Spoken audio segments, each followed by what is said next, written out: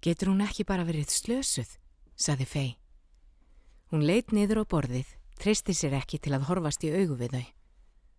Örstutt hik. Síðan kom svar í hluttekningar tón.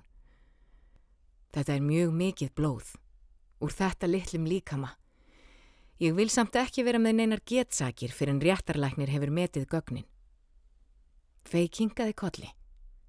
Hún fékk vatn í glæru plastmáli, bar það upp að munninum, en skalf svo mikið að nokkrir dropar runnu niður hökuna, niður á blússuna.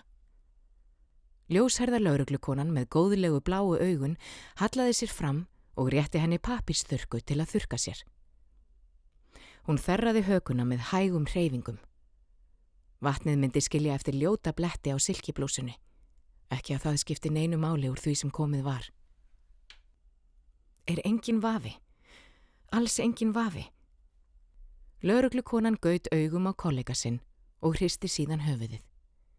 Hún valdi orð sín af kostgæfni.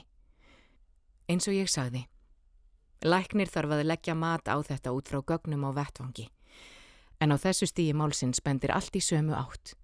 Jack, fyrrverandi maðurinn þinn, hefur myrt dóttur ykkar. Fay lokaði augunum og kæfði ekkasog.